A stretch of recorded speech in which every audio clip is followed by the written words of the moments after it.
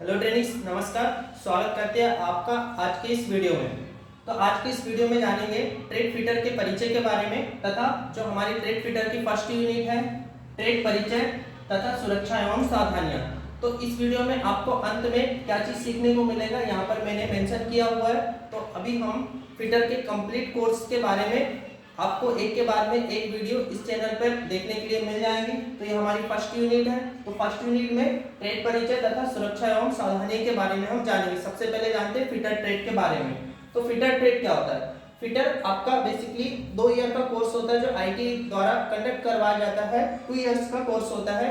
तो इसके ट्रेनिंग आपको आईटीआई में 2 साल का ट्रेनिंग दिया जाता है। इसमें विभिन्न प्रकार के जैसे कि आपको विभिन्न प्रकार के कार्य फिटिंग से संबंधित कार्य को सिखाया जाता है। वेल्डिंग हो गया, फिटिंग हो गया, टर्निंग के कार्य हो गया, लेथ मशीन पर वर्क हो गया, शीट मेटल वर्क हो गया तथा धातुओं के बारे में तथा आप फिटर ट्रेड में किन भी जितने भी टूल्स आप यूज करते हो जैसे मेजरिंग टूल हो गया, कटिंग टूल हो गया तथा चेकिंग टूल हो गया, इन सभी चीजों के बारे में फिटर के बारे में आपको दो साल के ड्यूरेशन में जानने को मिलेगा। तो हम कंटिन्यूस फिटर ट्रेड के सारे सिलेबस के बारे में देखेंगे। तो फर्स्ट हमारी यूनिट आती है ट्रेड परिचय तथा सुरक्षा एवं सावधानियां। तो अभी हमने ट्रेड परिचय के बारे में जाना कि फिटर क्या है। फिटर बेसिकली 2 साल का कोर्स है तथा यह आईटी द्वारा कंडक्ट करवाया जाता है तथा इसमें हम क्या क्या करने वाले हैं वो अभी हमने आपको बताया। इसके बाद में हम जानते हैं सुरक्षा एवं सावधानियां। तो फर्स्ट यूनिट आपकी आती है फिटर ट्रेड का परिचय एवं सुरक्षा एवं सावधानियां।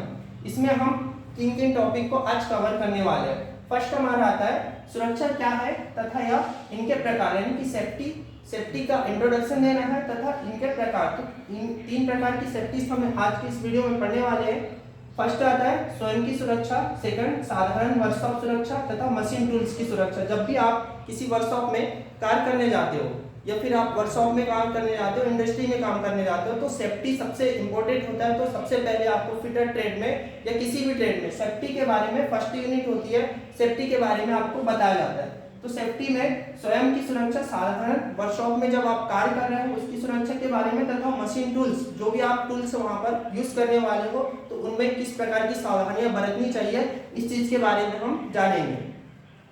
दूसरा हमारा आता है सुरक्षा चिन्ह एवं इनके प्रकार। अब अगर सेफ्टी तुम यूज कर रहे हो तो हर एक जब स्टेट में आप इंडस्ट्री में जाते हो तो हर एक जगह आपको क्या देखने को मिलेंगे, वहां पर सेफ्टी सिंबल देखने को मिलेंगे। सिंबल्स में आप उन्हें देखकर पता अंदाजा लगा सकते हो कि यहाँ पर हमें किस तरीके की सेफ्टी यूज करना होता है। तो वो सिंबल द्वारा दर्शाया जाता है। जैसे कि हॉस्पिटल आता है या फिर आप रोड पे कई प्रकार के सिंबल देखते हो कि यहाँ पर गाड़ी धीमे चलाइए, जैसे शहर में अगर आप जा रहे हो तो इस तरीके की सुरक्षा सिंबल फैक्ट्रियों में या वर्कशॉप में जहाँ भी आप वर्क करते हो तो वहां पर आपको सुरक्षा चिन्ह देखने को मिल जाएंगे। तो इसके बारे में पढ़ेंगे कि सुरक्षा चिन्ह कितने प्रकार के होते हैं तथा इनके उपयोग क्या होते हैं तथा इन्हें कैसे पहचाना जाता है। थर्ड हमारा आता है प्राथमिक चिकित्सा। अगर आप वर्कशॉप में कार्य करते समय कहीं दुर्घटनाग्रस्त हो जाते हो तो सबसे पहले जो आपको चिकित्सा दी जाती है, हॉस्पिटल पहुंचने से पहले जो आपको सुरक्षा दी जाती है उसे हम क्या कहते हैं, प्राथमिक चिकित्सा या फर्स्ट एड इसे इंग्लिश में कहा जाता है। तो इसके बारे में देखेंगे तथा इसमें जो होता है कृत्रिम श्वसन होता है कि अगर मरीज बेहोशी की स्थिति में और वह होश में नहीं आ रहा है तो उसे क्या किया जाता है कि फर्स्ट एड प्राथमिक चिकित्सा के अंतर्गत कृत्रिम श्वसन दिया जाता है। कृत्रिम श्वसन की एक विधि होती है जिससे कि उसकी श्वास को पुनः वापस लेके आया जाता है। इसमें 2 विधियां होती है, सिल्वेस्टर विधि तथा सेपर विधि। इसके बारे में हम जानेंगे। इसके बाद में 5वां पॉइंट हमारा आता है सॉफ्ट स्किल।